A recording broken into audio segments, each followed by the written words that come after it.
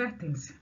O material a seguir é uma videoaula apresentada pela servidora Núbia Michela Clementino da Silva como material de estudos do IFPE para fins de atividades remotas no período de pandemia do Covid-19. Seu uso, sua cópia e ou sua divulgação em parte ou no todo por quaisquer meios existentes somente poderá ser realizado mediante autorização expressa da servidora e do IFPE. Caso contrário, estarão sujeitos às penalidades legais vigentes. Olá, seres que brilham, namastê. Na aula anterior, fizemos algumas perguntas. O nosso olhar sobre a diferença é baseado em quê? Você aprendeu que usamos muitas vezes nossas referências culturais para olhar o mundo e olhar os outros, e às vezes julgamos algo como inferior ou superior. Nesse momento, a gente acaba sendo etnocêntrico. Você também foi convidado a aprender na aula sobre o contexto histórico do neocolonialismo e do imperialismo. Aprender sobre a partilha da África e da Ásia, por exemplo. Agora você vai ser convidado a olhar uma teoria de dominação que foi utilizada no processo de neocolonização desses povos. Vamos então aprender sobre o evolucionismo social, uma teoria muito forte no século XIX e início do século XX. Senta, pega o caderno, que a aula vai começar. O capítulo 1 do seu livro inicia falando sobre o século XIX, porque, para os autores, é a partir desse contato entre a sociedade europeia, as sociedades americanas, asiáticas e africanas, que haverá uma construção do sistema social que vigora até hoje no mundo. Vamos inicialmente tomar como base os modelos que esses neocolonialistas tomaram para dominar e pensar aquelas diferenças que ali viam nos nativos daquelas regiões. Para isso, vamos utilizar o conhecimento da antropologia que é construída nesse período. Aqui embaixo, eu coloquei para vocês verem já aquela velha definição de antropologia para a gente não se esquecer, tá certo? Acompanhem comigo. Gatinhos e gatinhas, vocês viram que desde o século XV, quando os europeus se lançam nos mares em busca de novas rotas comerciais e novos territórios, vai também surgir uma literatura chamada literatura do viajante. Essa literatura é exemplo do que foi a Carta de Pero Vaz de Caminha, narra parte desse encontro com as diferenças e vai trazer hábitos e práticas desses povos distintos que eles encontraram. Isso também vai acontecer durante a partida da África, quando uma literatura lá naquele território é produzida. Boa parte desse material vai dar embasamento para livros e um conhecimento chamado antropológico, a exemplo do livro O Ramo de Ouro, de James Fraser. Nesse livro, o autor mostra hábitos e costumes diferentes do povo europeu. O seu livro de sociologia destaca um texto muito importante que agora nós vamos fazer a leitura juntos. Acompanhem comigo. Essa documentação sobre populações nativas diversas, somadas ao interesse das sociedades colonialistas em ampliar suas formas de dominação, gerou a produção de um conhecimento que hoje chamamos de antropológico. A busca desse conhecimento revela a necessidade de um novo olhar sobre aquelas populações a fim de conhecê-las melhor. E conhecê-las melhor para quê? A resposta a esta questão tem dois lados, um prático e um científico. Percebam a ênfase de uma grande pergunta aqui que eu quero destacar para vocês, que é esta: conhecer melhor para quê? Por que esses povos se preocuparam em relatar, em construir documentos? A resposta disso está no próximo slide. Conhecer aqueles povos vistos como inferiores, selvagens e primitivos tinham dois objetivos. Um objetivo era prático, ou seja, para os administradores coloniais, conhecer ajudaria a dominá-los. Já para os missionários, pessoas ligadas às religiões, conhecer aqueles povos diferentes ajudariam a convertê-los, trazer para a sua própria religião. Já para os comerciantes, conhecer seria importante porque a partir daquele momento você teria acesso às riquezas e estas riquezas poderiam ser utilizadas em benefício próprio. Você já parou para pensar como vivia um administrador colonial no século XIX na África, por exemplo? Não? Olha uma figura que eu trouxe para ilustrar. Aqui, ao centro, você vê um homem branco, nesse caso é um alemão, sendo carregado por pessoas nativas, os africanos. Percebam a dissimetria das relações. Aqui você tem um homem branco sendo conduzido, né, por aquele que ele acha que é inferior, aquele que deve lhe servir. Isso é só um exemplo para a gente perceber como desde o século XV até o século XIX, o contato com as diferenças manteve alguns procedimentos e algumas formas de ser e de estar no mundo. Vamos a seguir ver então o conhecimento científico. Para que serviria conhecer aqueles povos? Com relação ao objetivo científico, a gente está falando do século XIX, tá certo? Então, algumas teorias estão em vigor, a exemplo da teoria da evolução das espécies de Charles Darwin, quando ele fez em 1859 o livro A Origem das Espécies, em que ele propôs que havia um processo de seleção natural entre as espécies que culminou nessa evolução. Essa perspectiva da evolução foi passada também para o lado social, ou seja, para a humanidade. Então, autores como Edward Taylor e Leo Morgan pensaram que sociedades vistas como mais atrasadas, a exemplo da africana, poderia ser colocada como o passado da humanidade. Isso significava o seguinte: para esses autores que estavam tentando entender a história da humanidade, aquelas sociedades que eram mais atrasadas estariam lá embaixo, seria as primitivas, enquanto as sociedades civilizadas, como a Europa, seria o ponto, o ápice, né, dessa escala de progresso e de evolução. Vou explicar melhor. Dessa forma, para esses cientistas, a humanidade teria passado por uma escala evolutiva. Percebam que para eles, as sociedades vistas como mais simples, onde a cultura era vista como inferior, eram chamadas de selvagem. Se as sociedades apresentassem alguma característica de complexidade, elas poderiam ser enquadradas como bárbaras, mas os povos civilizados eram apenas os europeus, certo? Então, havia uma noção de que a humanidade caminharia numa escala evolutiva rumo ao padrão europeu de ser e de viver. Olha que bonitinho, não é? Esses caras acreditavam que era obrigação do povo branco, então, fazer com que sociedades vistas como selvagem alcançassem o progresso, certo? Essa perspectiva, então, mostrava que a ideia de evolução ela continuava no meio social e a cultura seria um critério para marcar a diferença desses estágios. Dessa maneira, esses primeiros antropólogos tentavam entender a história da humanidade, como se ela fosse um quebra-cabeça. Os relatos desses administradores coloniais serviam para olhar os costumes e práticas de povos diferentes dos europeus para classificar como se esses povos estivessem na base desse processo de evolução. Ou eles seriam selvagens ou bárbaros, já que os povos vistos como civilizados eram eles mesmos, os europeus. Uma pergunta muito importante do seu livro é essa: para que serve o conhecimento produzido pelas ciências sociais? Infelizmente, no século XIX, esse conhecimento vai servir simplesmente para dominar. Dessa maneira, o evolucionismo social, que é o nome dado a essa corrente de pensamento baseada em teorias que se apoiam em narrativas de evolução, funcionava ao mesmo tempo como uma explicação da evolução da humanidade e como justificativa para a dominação exercida pelos povos europeus. Para muitos, as teorias do evolucionismo social não passavam de ironia, como se o dominador dissesse ao dominado: não é bem uma dominação, estamos apenas civilizando, e isso é um favor.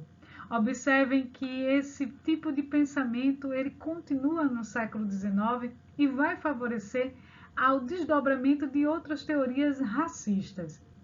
É como se o homem branco civilizado tivesse a obrigação de levar civilização a povos que eles viam como distintos e diferentes, pois eles acreditavam que eles seriam o passado da humanidade. É um discurso de poder muito forte. Acompanhem comigo. Gatinhos e gatinhas, o que você está vendo até agora? Ah, você está vendo isso mesmo, você está vendo a ciência tendo uma visão etnocêntrica no século XIX. É isso mesmo. Naquele momento, os cientistas que estavam pesquisando a história da humanidade defendiam um discurso que valorizava os povos europeus, estes que eram vistos como superiores, como eu já abordei. Uma dessas perspectivas ficou conhecida como darwinismo social. Essa teoria foi elaborada entre os Estados Unidos e a Inglaterra por volta de 1870. Uma dessas pretensões desses teóricos era acreditar que a humanidade podia ser dividida em 3 raças. Por exemplo, tem outros autores que vão pensar em mais raças, mas vamos pegar o exemplo dessas 3 raças. A primeira raça seria os caucasianos, os povos de pele branca, né? Como os europeus. A outra raça seriam os mongoloides, que são os povos de pele amarela, como os chineses, os povos asiáticos. A outra raça seriam os negroides, né? Os povos de pele mais escura. E claro, nessa classificação das raças, a raça vista como superior era a raça caucasiana, que representavam os europeus. Olha só que bonitinho, não é? Essa é uma amostra apenas para a gente perceber essas teorias racistas e como elas foram se desenvolvendo e se alastrando pelo mundo. Inclusive aqui no Brasil, eu convido vocês a pesquisarem sobre o processo de eugenia, o processo de embranquecimento da população brasileira. Sabia que isso aconteceu? Dá uma pesquisada lá no século XIX. Quando a gente estiver em Sociologia 3, abordando o Brasil, a gente vai voltar sobre essas teorias racistas aqui no solo brasileiro. Agora eu quero mostrar para vocês um exemplo de como a cultura, ou lazer, a diversão, também foi utilizada para formar uma ideologia dominante. Ou seja, como as mídias, naquele tempo, no caso os jornais, e para as crianças, o que eu vou mostrar é um gibi, foi utilizado para servir também ao colonizador europeu, para que esse processo de dominação ficasse mais legitimado, vamos dizer assim. Vejam só. Aqui nessa imagem, que foi tirada do seu livro de Sociologia, a gente tem um pedacinho de uma revista de um gibi da época de 1930, chamado As Aventuras de Tintim. Tintim é um menino belga, né, que faz aventuras pelo mundo, e ele chegou na África. Veja como é colocada a relação desse europeu com o africano. Aqui no primeiro quadrinho você tem 2 africanos, aqui o contexto é o Congo, né, que foi território belga, né, invadido. Aí você tem assim, o diálogo entre os homens. Ah, se todos os brancos fossem como Tintim. Aqui embaixo, encontrei a máquina do Tintim. Aí o outro responde, se ele não voltar, pode ficar com ela, né, de recordação. Aqui você tem aqui uma mulher conversando com uma criança. Se você não estudar bastante, jamais será como o Tintim. Aqui um velho conversa com outras crianças, né, outros jovens. Aposto que nunca mais encontrarei uma pessoa como o Tintim. Até o cachorro, né, conversa com outro cachorro, fazendo referência ao cachorro do Tintim, que era chamado de Milu. O tal do Milu, né, que espetáculo, hein? Veja, inclusive você vai ver aqui no fundo, ó, como o próprio congolês, né, esse homem nativo, está cultuando a imagem tanto do Tintim como do cachorro. Mais uma vez, essa imagem é para fortalecer a ideia de superioridade do povo branco, né, do povo belga nesse caso, e de como os africanos eram um povo ingênuo, para não dizer burros, né? ou como era um povo subalterno que precisava ser civilizado e levado a uma categoria de maior tecnologia, né? Porque era um povo visto como inferior, por ser um povo simples e ligado à terra. Isso é só para a gente ter uma noção de como o pensamento social, até o início do século XX, é fortalecido com essas visões etnocêntricas, que servem para dominar e continuar esse processo de preconceito sobre os povos vistos como os diferentes. Avançando nesse debate, a gente vai ter o tópico 2 do seu livro, que aborda parentesco e propriedade, modos de organização social. A gente já viu que o pesquisador do século XIX, infelizmente, tinha uma visão etnocêntrica. Ele estava preocupado em olhar para a diferença, olhar para aqueles povos que foram encontrados e recontactados ali na África e tentar colocá-los em caixinhas, naquela escala evolutiva, como a gente já viu. Para isso, foi construído alguns critérios, né? Por exemplo, a ideia de propriedade privada. Será que esses povos que eram vistos como inferiores teriam propriedade privada? Não.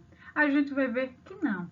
E Morgan, que é um pesquisador, um antropólogo desse período, ele vai afirmar que a passagem de uma sociedade selvagem, bárbara, para uma sociedade civilizada, deveria ser aquela que mostrasse que essa sociedade tem propriedade privada e tem um Estado. A propriedade privada para defender os bens, né, desse indivíduo, e o Estado para controlar, por meio das suas regras e leis, qualquer tipo de criminalidade praticada por aqueles cidadãos. E a gente vai ver que essas sociedades vistas como primitivas não tinham uma ideia de Estado. A pergunta que eu faço, então, assim, tá, a gente já sabe que ela não tem Estado. Mas, então, como é que elas se organizavam se não tem Estado? Como é que tinha uma função de harmonia entre aquelas pessoas vistas como pessoas mais simples, já que você não tinha a figura da polícia, por exemplo, que não deixa de ser a força legitimada do Estado sobre os seus cidadãos? Como é que ela funciona? Uma resposta a essa pergunta é a ideia de parentesco. Assim, o que possibilitava com que essas sociedades vistas como primitivas e que não tinham Estado pudessem ser organizadas era a ideia de que havia um parentesco dominando. E o que é o parentesco? Bom, a gente costuma chamar de família aquelas pessoas que nos antecederam, né, os nossos antepassados, e que estão até alguns até conosco, seu pai, sua mãe, seu avô. Você pode até montar a sua árvore, né, genealógica, onde você tem as raízes da sua família.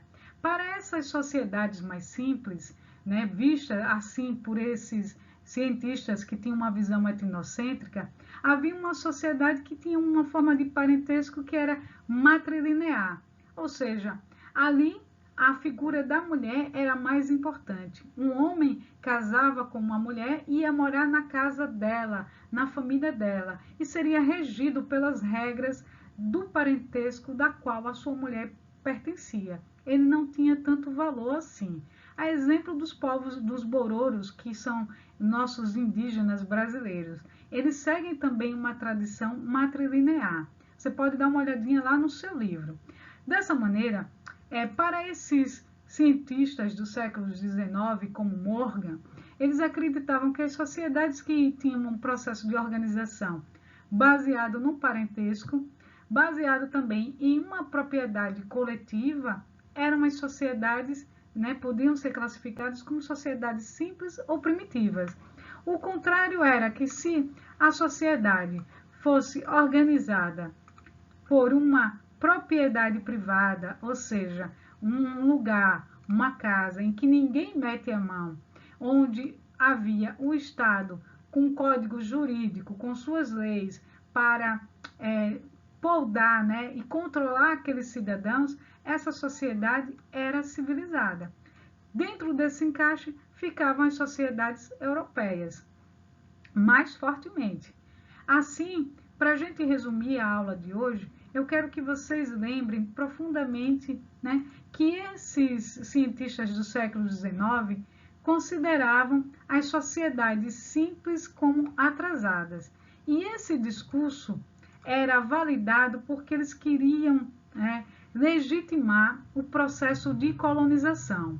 Eles afirmavam esse discurso para trazer para esses povos que eram simples e vistos como inferiores, com menor tecnologia, então esses povos precisavam alcançar o nível da sociedade europeia. Portanto, era muito legítimo que eles pudessem invadir os territórios. Esse seria um ponto essencial da nossa aula de hoje, tá certo? Então não esqueçam.